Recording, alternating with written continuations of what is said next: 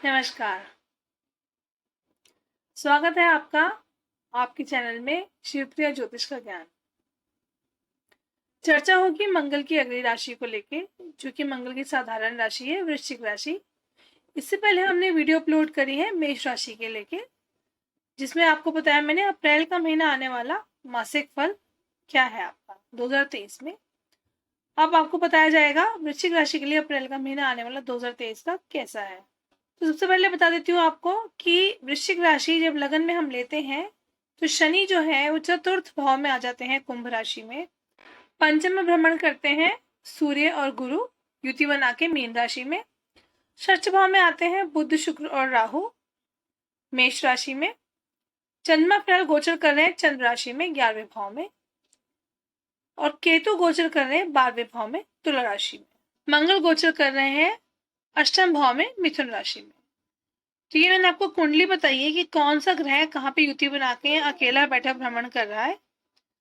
अब आगे हम चर्चा करेंगे गोचर की राशि को लेके, युति को लेके क्या फल है।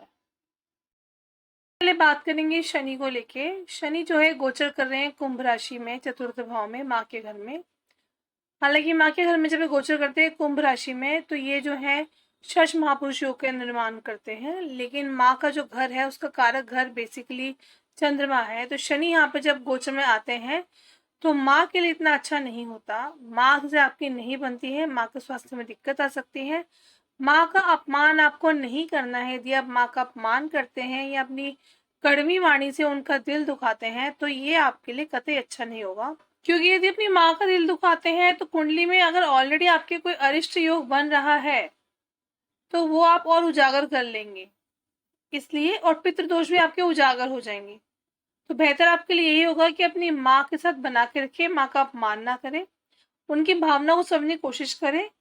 और यदि आपकी उनसे अनबन हो भी रही है तो उनको समझदारी से सूझबूझ से समझाने की कोशिश करें, बजाय उनका दिल दुखाने की।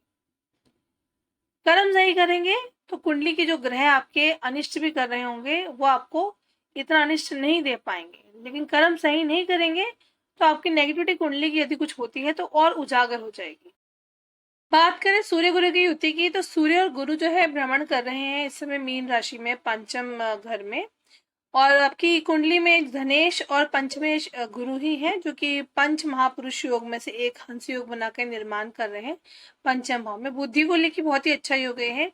लेकिन अगर मैं सूर्य की बात करूं तो सूर्य जो है वो दशम भाव स्वामी योग के पंचम में है, षटाष्टक योग का निर्माण हो रहा है। तो आपके जो सीनियर है ऑफिस के अंदर, नौकरी पेशा वालों के लिए बता रही हूँ खासकर, उनसे आपकी अनबन हो सकती है, उनसे आपकी ईगो टकरा सकती है, और सिचुएशन ये भी आ सकती है कि आप उसके अंदर अपना जॉब भी चेंज कर लें, अर्थात जॉब छोड़ दें। तो ध्यान रखिएगा कि बॉस से आप जो डील करते हैं तो समझदारी से डील करें। एक राशि वाले जातकों की कुंडली में जो शुक्र है वो सप्तमेश और द्वादश होके षष्ठेश हो गए हैं, अर्थात छठे भाव में बैठ गए हैं, वो भी युति बना के बुध और राहु के साथ। शुक्र पे राहु का असर आ रहा है, इसलिए आपको इस बात का ध्यान रखना है कि पति पत्नी में विच्छेदता ना आए। अर्थात आपकी वाइफ को आप सही समय दीजिए, उनकी बात को समझने की कोशिश कीजिए, नहीं तो कहीं घूमने ही चले जाइए। आपको उन्हें इंपॉर्टेंस देनी पड़ेगी ये महीना ऐसा आपका, क्योंकि इस महीने में नेगेटिव रोल बन रहा है राहु शुक्र की युति का छठे घर में सप्तम भाव के स्वामी बनकर। तो इसलिए आपको थोड़ी समझदारी इसमें दिखानी पड़ेगी कि आपकी वाइफ आपसे क्या चाह रही है। आप उन्हें इंपॉर्टेंस दीजिए, इस बात को समझिए, कहीं घूमने फिरने के चले जाइए, एकांत में जाके अकेले में आप मत बैठ जाइए, उन्हें इग्नोर मत कीजिए। यदि इग्नोर फील कराएंगे तो वैसे ही नेगेटिव रोल प्ले कर रहा है, नेगेटिव युति बन रही है आपकी कुंडली में इस महीने अप्रैल के महीने में, ये और फलीभूत हो जाएगी। तो कर्म से अपने इस चीज को खंडित कीजिए, अर्थात सही दिशा में जाइए, पथभ्रष्ट मत होइए। मंगल गोचर कर रहे हैं अष्टम भाव में मिथुन राशि में, तो ये आपके चोट लगने का, एक्सीडेंट का योग बन रहा है। हेल्थ का अपना ध्यान रखिएगा, कटने फटने का, खून निकलने का शरीर से योग बनता है, कोई तेज धारदार चीज आपको लग सकती है, इसलिए सावधान रहे। रक्तदान कीजिए, बहुत अच्छा होगा इस महीने आपके लिए। और मंगल आपके देखते हैं सप्तम भाव को सीधी दृष्टि से। वाणी का सदुपयोग कीजिए, वाणी में कठोरता मत लाइएगा, वाणी में अपनी अग्रेशन मत लाइए, और यदि अग्रेशन लाते हैं खासकर वाइफ के साथ तो बात और खराब हो जाएगी। मैंने पहले आपको सावधान किया है, शुक्र की राहु की युति बन रही है, खराब युति बन रही है, सप्तम भाव स्वामी बन के शुक्र छठे बैठ रहे हैं, इसलिए कृपया करके वाणी से अपने काम मत खराब कीजिए, ना घर ना घर के बाहर। थोड़ा वाणी में बुद्धि का प्रयोग। पराक्रम को देखते हैं, बहुत अच्छी बात है, इनकम आपकी बढ़ेगी। शुक्र जो है परिवर्तन होने जा रहे हैं 6 अप्रैल को, मेष राशि से वृषभ राशि में केंद्र में आ जाएंगे। केंद्र में आते ही शुक्र अपनी वृषभ राशि में मालव्य योग का निर्माण करते हैं। बहुत ही अच्छा पंच महापुरुष योग में से एक योग है ये, शुक्र जो बनाते हैं। इसके अच्छे फल भी है, अच्छे फल मालव्य योग के ही है, मैं बोलूंगी आपको। वो ये है कि आपको धन धान्य से संपन्न करते हैं, घूमने फिरने के योग बनते हैं। यदि नया वाहन लेना चाहते हैं, रिप्लेस करना चाहते हैं, तो बहुत अच्छा समय है आपके लिए। लेकिन पत्नी का पलड़ा आपका भारी हो जाएगा, तो पत्नी से अनबन यदि आपकी कोई चल रही थी, मैं आपको ये बोलूंगी कि समझदारी से उसको निपटा लीजिए। उसके बीच में देखिए दूसरों को मत अड़चन डालने दीजिएगा, क्योंकि बात उससे खराबी होगी। हैंडल आपको करना है, जिंदगी आपकी है, आपको जीना है। सूर्य परिवर्तन होने जा रहे हैं 14 अप्रैल को, मीन राशि से आ जाएंगे अपनी उच्च राशि में, छठे घर में। छठे घर में आते ही सूर्य उच्च के होते हैं, तो अच्छी बात यह है कि यदि आपके कोई ऋण चल रहे हैं तो उसका निवारण होगा। यदि कोर्ट कचहरी के कोई केस चल रहे हैं तो वो भी शांत होंगे, उसमें जो नेगेटिविटी कम होगी, रास्ते खुलेंगे आपके लिए। शत्रु यदि आपके अगेंस्ट है तो वो भी शांत होंगे। तो परिवर्तन होने जा रहे हैं 22 अप्रैल को। 22 अप्रैल को परिवर्तन होते ही गुरु अपनी मीन राशि से मेष राशि में आ जाएंगे। मेष राशि में आते ही गुरु के आपके खर्चे बढ़ जाएंगे, क्योंकि गुरु आपकी कुंडली में धनेश और पंचमेश है।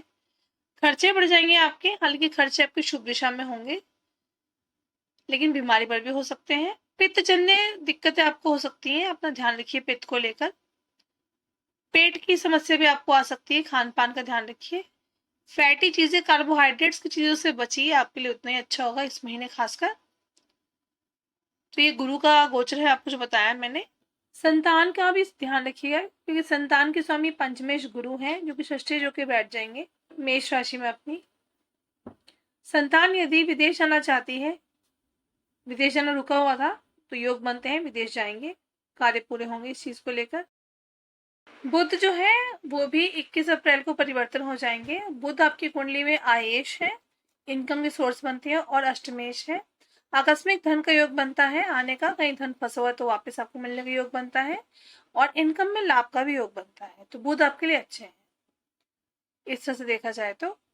और वैसे बताओ आपकी कुंडली में, तो मीन राशि वाले आपके लिए बहुत शुभ लोग होंगे, आपको उनकी दोस्ती बहुत फलेगी, उनसे सजेशन लेना, सजेशन देना उनको आपका बहुत फलेगा। और कर्क राशि लोग भी आपके लिए बहुत ही भाग्यवर्धक साबित होंगे, भाग्यशाली होंगे।